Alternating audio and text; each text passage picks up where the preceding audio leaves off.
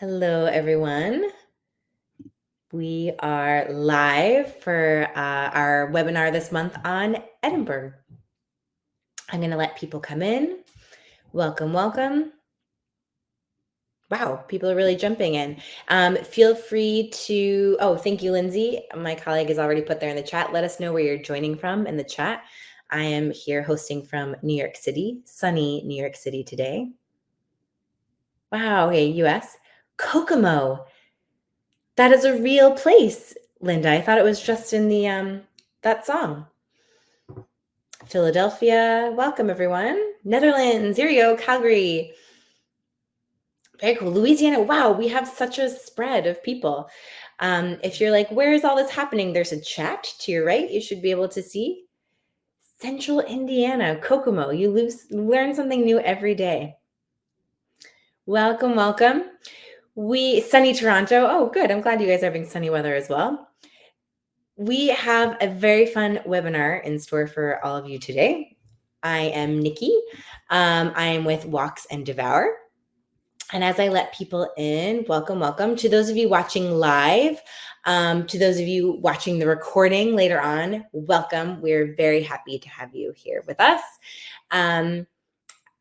If you're planning a trip in the near future, or maybe just thinking about if you want to go to Scotland, if you don't, you should do it. This webinar is going to be your ultimate guide. We're going to talk you through what you need to see, what you don't really need to see, what from the highlights to the more hidden corners, as well as what you need to eat, obviously, and how to make the most of your trip. So I'm Nikki, as I said, with the Walks and Devour team. I'm based in New York City, and all I know about Scotland is what I've read in Outlander. Sorry, to our Scottish hosts. That's my only point of reference. So I have many questions as well, in addition to all of the ones that you have sent in as you're watching. And I'm here to learn right along with the rest of you. Fraser, welcome, welcome. I'm going to stick you backstage. Wow, Nicole just put into the chat, she's going to get a tattoo. Is that right? That's very exciting. So here's how we're going to start it. If this is your first time joining our webinar, we start with our panel of experts and locals who I'll introduce in a moment. And if you are watching live and have any questions, just pop them into that chat. And our team today, Lindsay and Micah, will pull it. They will answer it.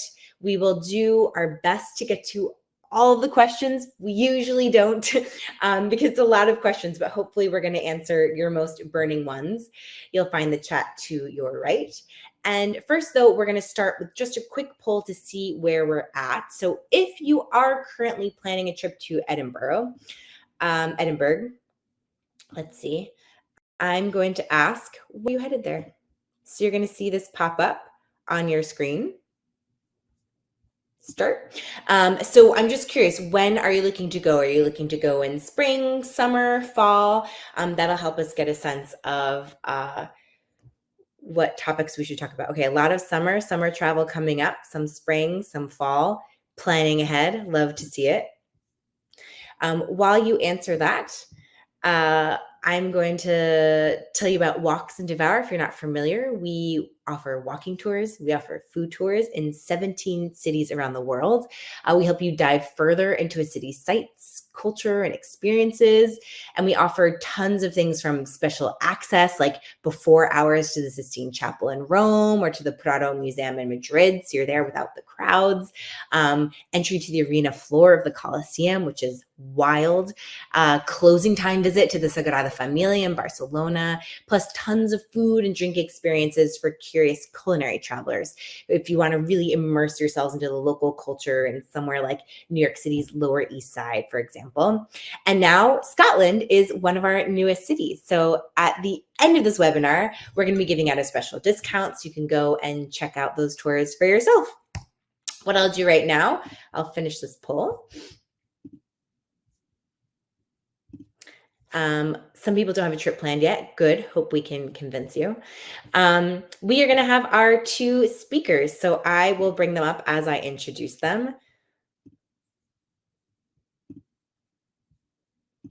Fraser and Anne. We have Fraser Patterson, welcome, owner of Edinburgh Tours and History. Fraser has a deep passion for Scottish history, and he loves to share stories that connect Edinburgh to Scotland's wider history. He's years of study and experience as a professional guide, and he gives his groups an unforgettable glimpse into the city's past. We are also joined by Anne Manson, originally from Scotland and currently based in Andalusia. She did a weather switch there, I can see, specializing in trips that focus on food, wine, and culture through Annie B's Spanish Kitchen. And she has a culinary Scotland trip coming up in May because there is more to eat in Scotland than just haggis. So I hear, and that is on my list of questions. So welcome, Fraser, and thank you for joining us. Lovely to be here. Thank you for having me. I'm going to just jump right in, and I have specific questions for each of you, but feel free to pipe in if you have something really eager to say. Fraser, I was going to start with you. Let's say we have one day and one day only in Edinburgh. What needs to be top of that list? I would suggest if you're early in the morning, which is about 9 o'clock, you would be looking at Edinburgh Castle, or you could visit the Royal Palace of Holyrood House. But if you're visiting Holyrood House, make sure there's not a royal visit on, because the website for Holyrood House should tell you when the palace is closed, because often members of the British royal family do take up accommodation there, and when they do, it's not possible to visit. Forgive all my Scottish movie and book references, but is that house where in The Crown, when they're up in Scotland at the great that great property, that is that house? You may be thinking of the scene which allegedly showed Balmoral. Yes. With Charles and the late Queen. Yes, I've confused castles. That was actually Ardvericke House, which is on a beautiful countryside road that takes you from the west side of the Scottish mainland near a place called Speen Bridge, and it takes you all the way through to the main thoroughfare, the main road called the A9, which runs south from Inverness to Edinburgh. So it's Ardvericke House that they used in the Netflix series The Crown. Okay, and here's the map here too, just so we have some sort of reference as we're chatting.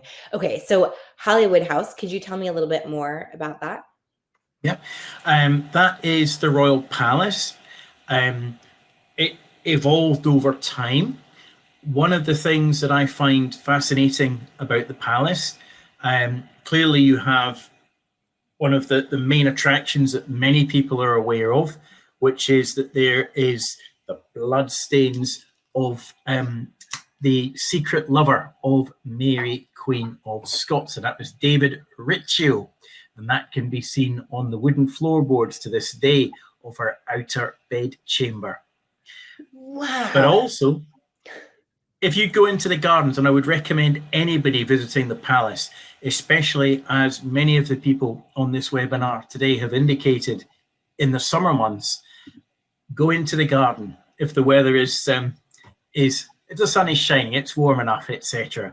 And you can see, almost hidden amongst fully leaved branches, a sundial which was created by Robert Milne. Now, he was master mason to 6 successive Scottish monarchs. So he was the #1 builder in Scotland for a long period of time. And that sundial was created for King Charles I. So that's a real hidden niche of history, not in the palace, but out in the gardens. How long would all this take? Again, if we only have one day to spend in the city, are you there all morning and then perhaps you leave at lunch and then you have time in the afternoon to hit one more spot? If you want to enjoy the palace and go, the castle and Edinburgh Castle, and go into 1 or 2 buildings within the castle and then get some refreshment, I would recommend the Red Coat Cafe, which is on the north side of Edinburgh Castle, within the grounds in which all the buildings of Edinburgh Castle are, and get a seat at the back if you can. Go out to the back because you have beautiful see-through glass, lots of it, and you can enjoy one of our UNESCO World Heritage Sites, the New Town, Now, despite its name, the new town is in fact older than Australia. So you can enjoy that view with perhaps your haggis and a cup of coffee. So that would be the place to sit and the cafe to go to if you're enjoying Edinburgh Castle. Allowed 2.5 hours for that. If you're doing the Royal Palace, Holyrood House, and the gardens, I would allow 1.5 to 2 hours to enjoy that. Perfect. Speaking of haggis, although before I get to that question, I see Lindsay has written the Red Coat Cafe. If you're not scribbling down on notes right now, we will have this posted on our YouTube channel, so you can go back and watch and get these recommendations. But speaking of haggis, Anne, Scotland's gastro reputation perhaps precedes it. I personally think of haggis, whiskey, fried fish. What are the flavors that people need to experience if they really want to understand the country from a food standpoint? Well, Scotland can boast the most fabulous selection of fresh fish. So many langoustines, some of which are even sent over to Spain because Spain can't produce enough langoustines to feed themselves, so they import from Scotland. Fabulous scallops, salmon, a smaller supply of wild salmon, but fantastic smoked salmon. It's probably one of the most famous products in Scotland, smoked salmon, but all sorts of smoked fish, smoked haddock. I mean, I could speak for hours about smoked fish. Smoked haddock is something you've got to try for breakfast, or in a soup called Cullen skink.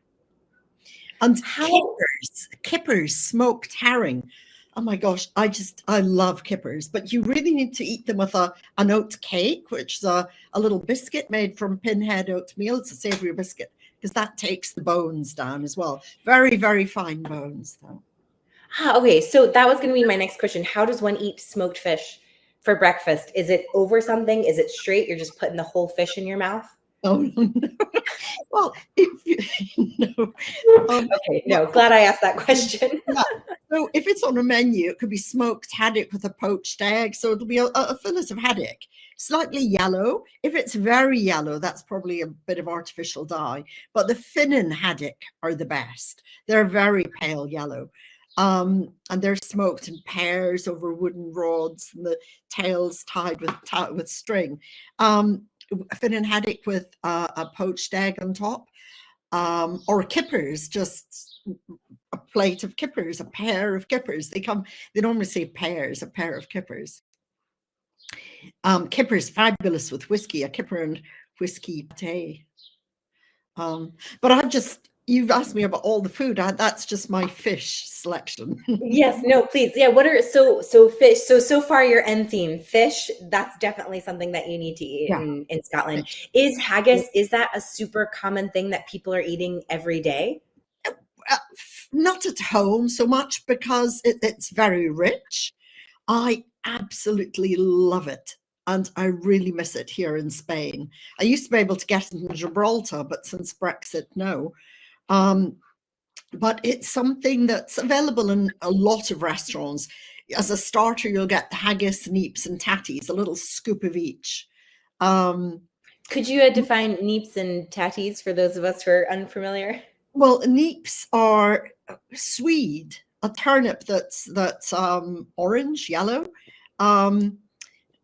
Animal feed in many cases. You'll see fields of neeps and farms in Scotland, but they're absolutely delicious. Peeled, chopped, boiled, mashed with a tiny pinch of sugar, black pepper, salt, and a bit of cream. And that's what we traditionally eat with our haggis. Haggis, neeps, and tatties. Tatties are mashed potatoes. Ah, okay. Yeah. Yum. Oh my goodness. Okay. Well, I'm going to come back to you with food. Let's go to a practical end. Frasers are planning the Scotland trip.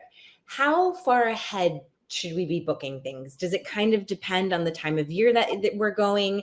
Everything from museum tickets, dinner reservations, how far in advance do you need to go? If you're booking dinner, I would say this at any of 12 months of the year, book in advance. You make sure you get your table for however many are in your party and at the time that you want. If you would just arrive and woke up to see if there's a table, certainly in the most popular eateries in the Old Town, for example, which is also a UNESCO World Heritage Site, you very likely will be told, sorry, no table for 2 hours, no tables tonight, etc. So once you've booked your vacation, you want to book your restaurant for where you want to enjoy food immediately on the back of having booked your vacation. A little tip, if I may, Nikki, on accommodation, and it's not a specific property I'm recommending, but areas I would suggest. For example, in August, when the population of Edinburgh doubles, and mainly due to the number of visitors that we enjoy and welcome to our city, the price of accommodation goes through the roof. So if you're looking for accommodation, I led a walking tour a few years ago, and this lady had very wisely booked very comfortable and spacious accommodation in a place called Carnoustie. Now, Carnoustie is about 90 minutes to the north and further up the east coast of Scotland than Edinburgh. And there's a railway station at Carnoustie. 90 minutes later, bang, Edinburgh, done. And you've saved yourself a lot of money. I would also recommend looking at places in the region of Fife, or the Kingdom of Fife, as it's known, just to the north of the Firth of Forth, the mouth of the River Forth, as you can see on the map, just above Edinburgh there on the east side of Scotland's mainland. So Scotland obviously is in a sort of darker shade of pink, if that's fair. And the lower part of that, to the east, you have Edinburgh, and you'll see above that Firth of Forth. Well, just north of that, where you see the names Kirkcaldy and St Andrews. Near St Andrews is Leuchars Railway Station. So that's Leuchars.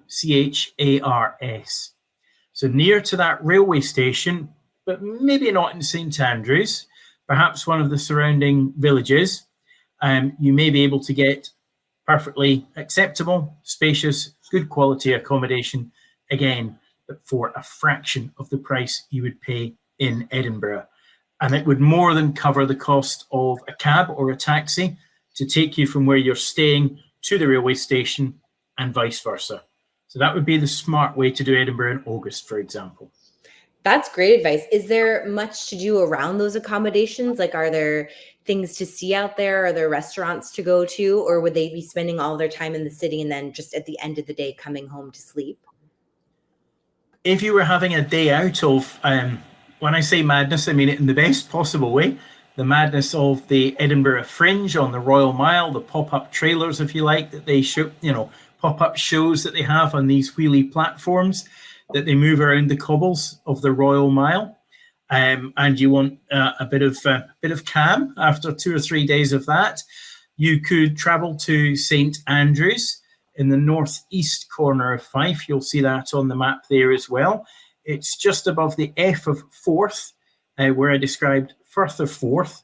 That is a beautiful place with centuries of history.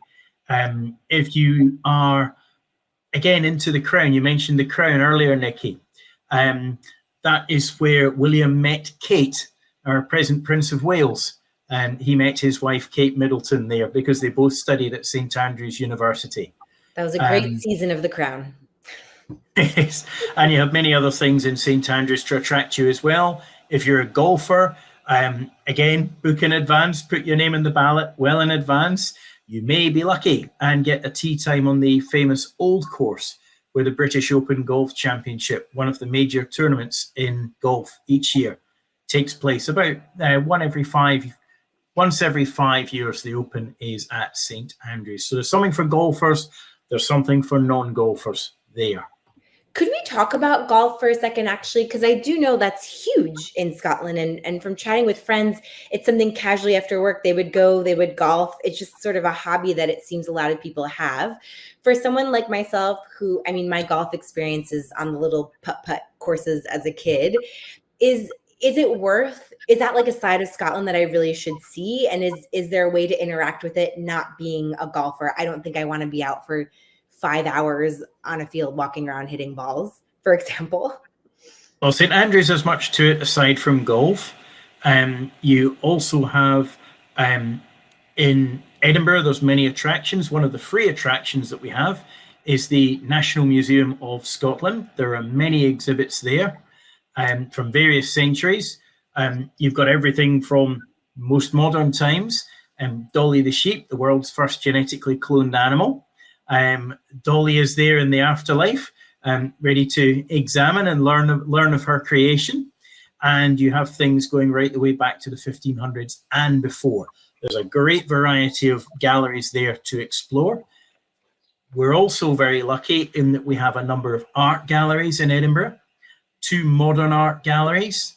We have the National Portrait Gallery and the main building for the National Galleries of Scotland, where you can see, for example, the Monarch of the Glen by an artist called Edwin Landseer, with a deer, a stag with its antlers standing proudly on high ground in the Scottish Highlands. So there's fantastic opportunity to enjoy free things in Edinburgh, as well as your very popular, privileged, small group private walking tours with take walks.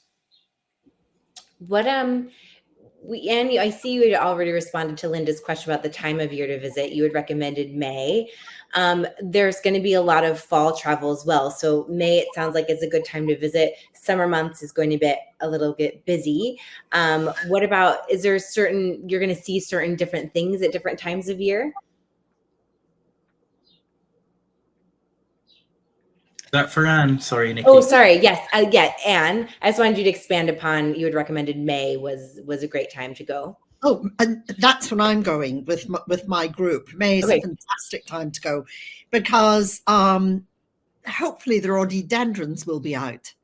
And on the west coast of Scotland, when the rhododendrons are out, there's just nothing quite like it. West, east, central Scotland, rhododendrons are absolutely beautiful, multicoloured. The midges, as was it Linda who answered this? Yeah, the midges are not very active in May. And it's not school holidays, apart from the bank holiday at the beginning of May. So it's a great time to go, May. I love it. I also love it in winter when it's snowy and the dark nights and the log fires. Yeah. Oh, yes. Winter does seem by a fire with a whiskey. That seems like a very nice time to be in Scotland as well. It is. And of course, the summer when we have the strawberries, Scottish strawberries and Scottish raspberries are probably the best in the world. I'm sure there might be people out there disagreeing with me, but it's such a small season and they're just incredible. And Scottish cherries too, small production, delicious. And this is all summer fruits? Yeah, summer fruits. So that maybe weighs out the crowds and the school vacations for some of those fresh fruits. Yeah, exactly. And I know, Fraser, you'd mentioned the Edinburgh Fringe Festival. Do you mind kind of like giving a general, for those of you who aren't familiar, about what it is and what to expect in the city during those weeks? Certainly. The Fringe takes place through much of August.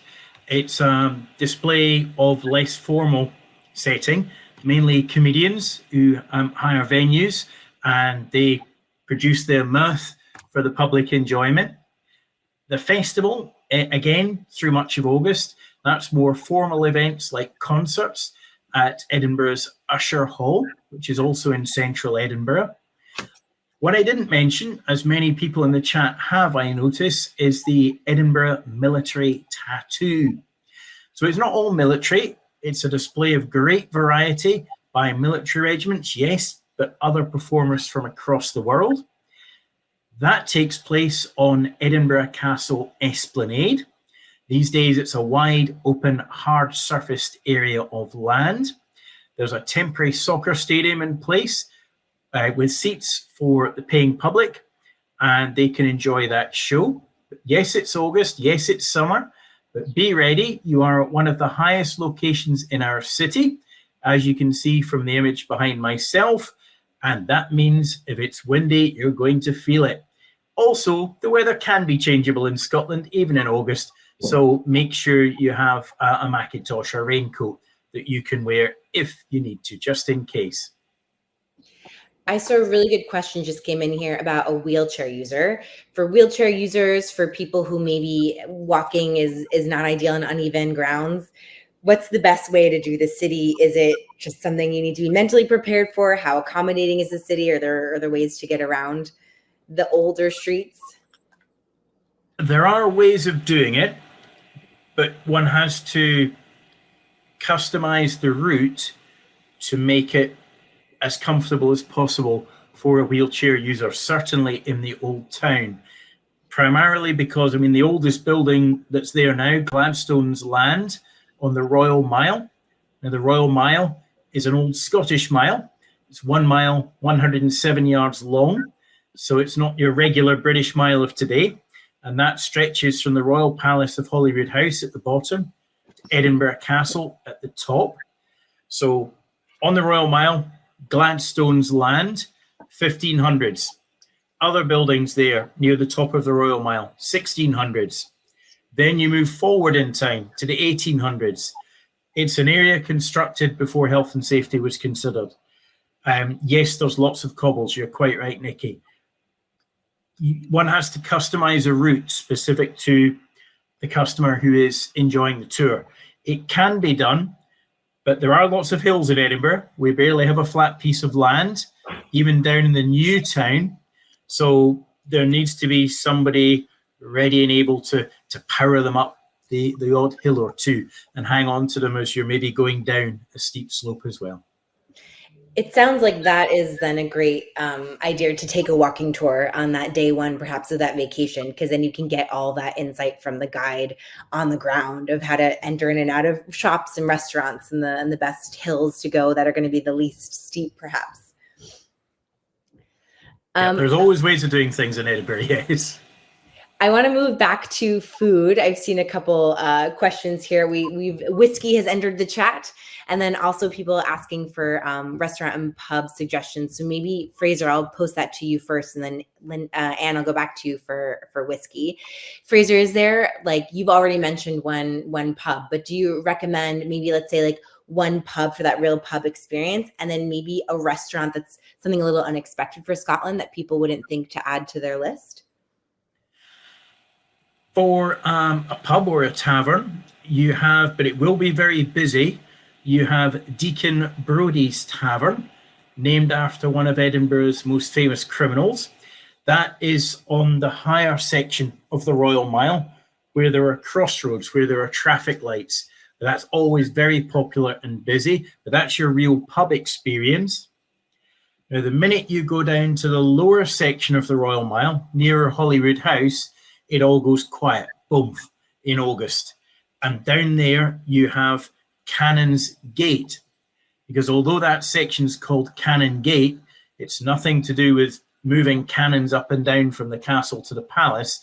It actually means Cannon's Gate. Gate spelt the medical way, G-A-I-T, walkway of the monks. Because many centuries ago, the land was given to a group of monks. And it was, in fact, a separate village to Edinburgh until the late 1800s. So a tavern that will be quieter, but does good food, and you'll also enjoy a wide variety of lagers, etc. That is called the Cannon's Gate, and you'll find that down in Canongate. That's a great recommendation. Let's talk about drinks. Anne, I feel like I've read that Scottish put a little bit of water in their whiskey. Is this true? Well, yes, it is actually. For me, it's essential because whiskey is high in alcohol, and a bit of water, just a couple of drops from a little pipette, can just open it out and completely change the flavors from being harsh and burning to something just delicious. Is there a time of day for whiskey in Scotland, or like a certain meal? Well, there's just whenever it suits you, really. I wouldn't say it's a morning drink, not like sherry. For me, whiskey would be sitting down, relaxing, after dinner, front of a fire, hip flask, pairing it with food. It can be delicious when paired with food. Whiskey cocktails, lovely if you're in a bar and you want a whiskey cocktail. Whiskey's a very old ingredient in many cocktails. Yeah, whenever it suits you, whenever it takes the mood. When Fraser, you'd mentioned lagers. Is there also a beer scene in Scotland? Yes, there's lots of beers from which people can choose as well. Belhaven is a producer of beers. That is a brewery in a place called Dunbar. And I can see that is mentioned on your map just to the east of Edinburgh, the right-hand side as you look on the map. There are various other beers as well that are produced in different parts of the country. In many of our larger pubs or taverns, the Canonsgate are good for a great variety of beers and lagers. You also will find a good selection in Deacon Brodie's Tavern that I mentioned earlier. And it's always worth asking for bottled lagers. If the lager on draft, so you're pulling it by the pump, if that's not to your taste, you can ask what bottled lagers they have. And there may be something there in the fridges at ankle level of the barman that does take your fancy, and you could enjoy one of them. We're back to whiskey in the chat. Someone is asking, is whiskey always what Americans called Scotch, and the difference between whiskey and Scotch? Either one of you. Yeah, Fraser, over to you. You're the Scotsman. Okay. Well, you've got two different types of whiskey in Scotland. You have blended whiskey. For example, if there are people from the United States of America on this webinar, they may be familiar with the brand Johnny Walker. They do tremendous blended whiskies, and they are one of the biggest exporters of that product from Scotland. Also, you have single malt whiskey. To give you an example, blended whiskey is where whiskies are taken from a number of different distilleries in Scotland, and they are blended together to a specific recipe, for example, with Johnny Walker. If you go for a single malt, you are paying a premium, but you're paying a premium for good reason. All of your glass or bottle will come from one specific distillery. And different parts of Scotland they generally produce single malt whiskies with a taste unique to that specific geographic area. For example, if you take the Isle of Skye, where peat is used as part of the process of distilling of whiskey, that produces a smoky taste. So you'll get a smoky taste of whiskey from Skye, for example, Talisker, which is a single malt brand. But if you go down to the lowlands of Scotland, if you like, for example, Lindores, there's a distillery there. Now that's in the northern section of Fife. It's easily reachable from Edinburgh. Well, lowland whiskies tend to be lighter and have a more fruity taste to them.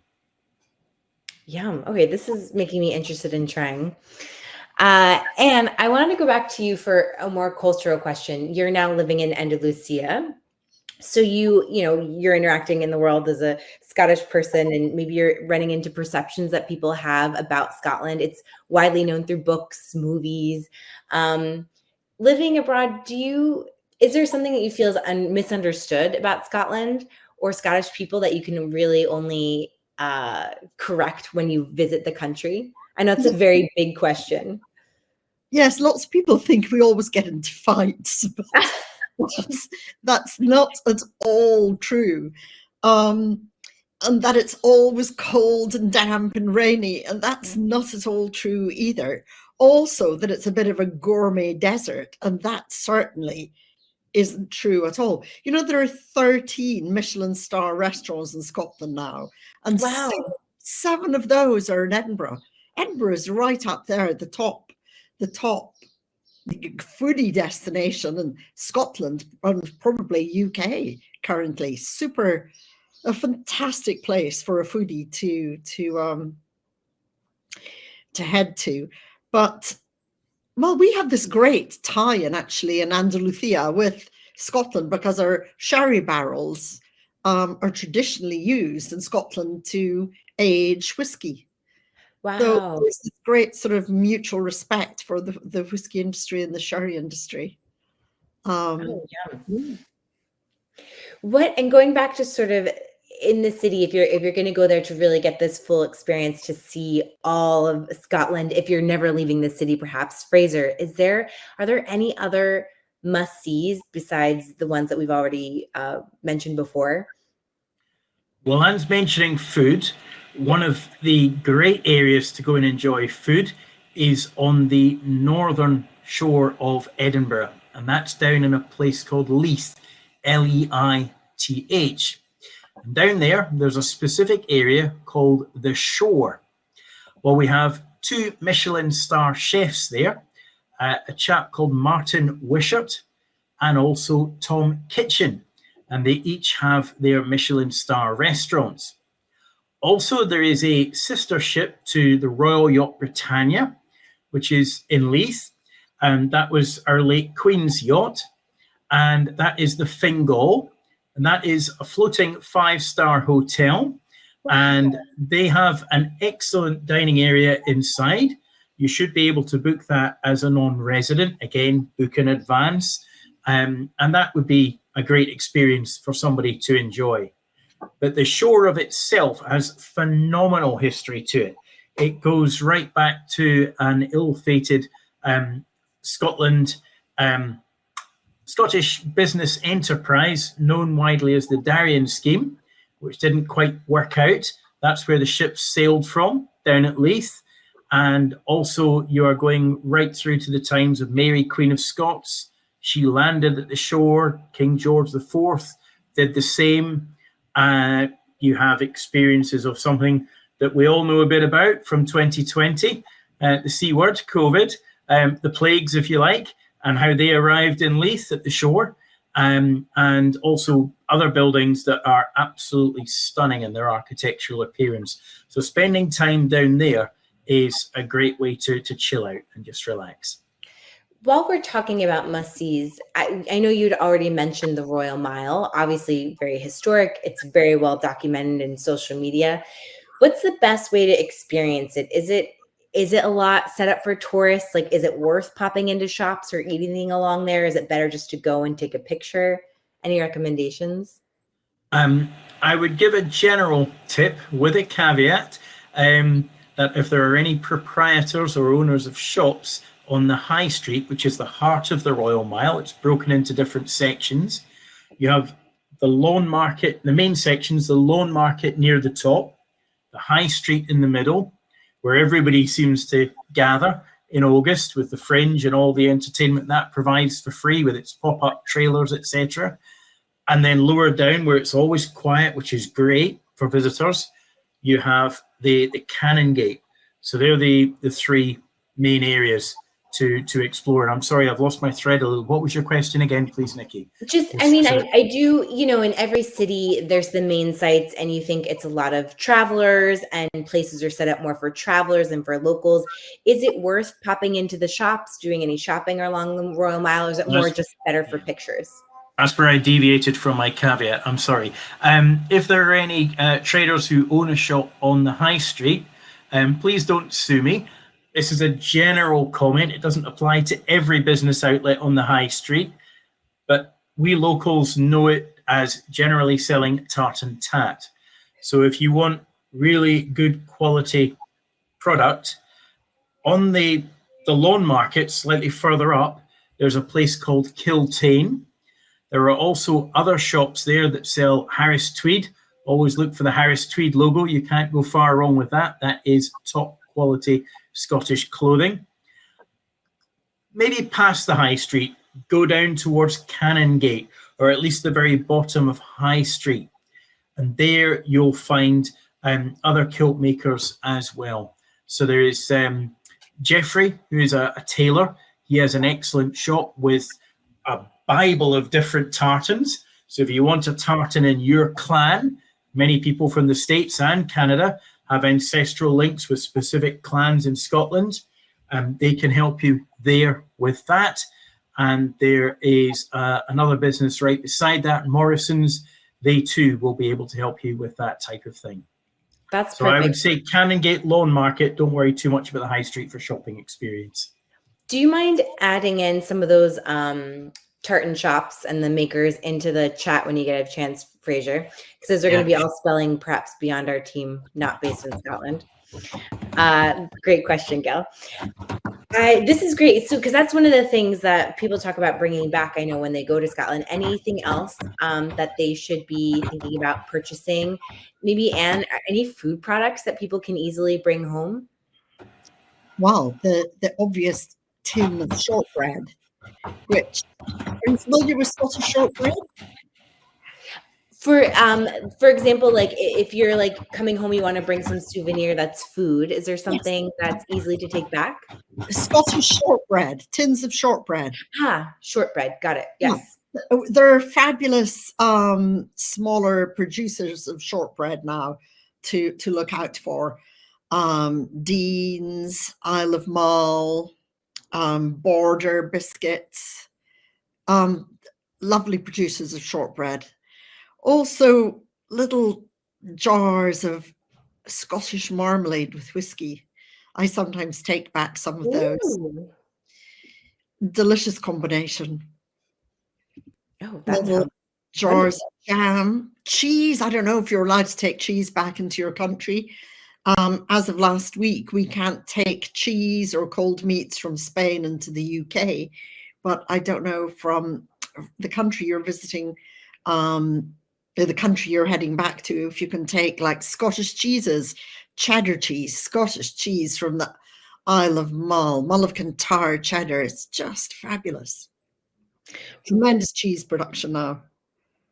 And venison charcuterie from the Great Glen Charcuterie in close to Fort William. Fantastic venison chorizo, venison pork salami. Look out for those. They're tremendous. wow. Yeah. While we're talking about these places outside of the city, and how realistic is it to day trip? Let's say you're staying in Edinburgh and you're going to use that as a base. Is that a good base to do some day trips from there? And driving in Scotland, I mean, we're talking smaller roads. Are we talking sheep in the roads? How easy is it to get from point A to point B? Well, I think Fraser's better answering that question, but my answer would be, why stay in Edinburgh and go out on day trips? Go and stay outside Edinburgh. There are just beautiful little boutique hotels, farm stays, B&Bs, beautiful places to stay. So go and stay outside Edinburgh and do everything in Edinburgh while you're staying in Edinburgh. So Fraser, would you agree with that, to kind of give yourself a chunk of time to stay in Edinburgh and then go out to see other things in the country? Yes, certainly. Yes. Yeah, one of the most popular cruise excursion trips is up to St Andrews, especially amongst the golf pilgrims. It has the old course and many other golf courses besides. The new course, the Jubilee, the Eden course, and further up the hill, just to the north of St Andrews, you have the Castle course, and you have the Fairmont Resort. They have 2 golf courses there as well. So they have the Kittix, and I think it's now called the Torrance course. So there's plenty of golf courses, literally wall to wall, in that particular area of Scotland. And you can stay nearby St Andrews to enjoy them. You don't have to stay in the town itself. This is a lot of information. So as I said, we can go back. Feel free to watch it and write down. But for perhaps, let's say my last question, I'll ask each of you individually. Fraser, what would be the one thing, if someone's coming, they're planning a trip to Edinburgh, what is the one thing they absolutely have to do? Whether it's something they see or something they eat. Like, would not be a trip to Edinburgh without. If you're a royalist, a big fan of the Royals, I would say Holyrood House at the bottom of the Royal Mile. The other thing, just touching back on the food and drink aspect, you have the Scotch whiskey experience, and that's excellent. You'll learn all about the making of whiskey there, blended whiskey, single malt, They have an amber room where you can try whiskey, all of that. And that's one of the tours that are offered by Take Walks in Edinburgh. You can include that in your tour on a specific, one of the options that we specifically have. So that would be well worthwhile doing that. Well, with the Royal Mile, certainly generally start at the top, work your way down. So Scotch whisky experience down to Holyrood House if you're doing it that way. And that is where we could see the blood on the floor, just to clarify.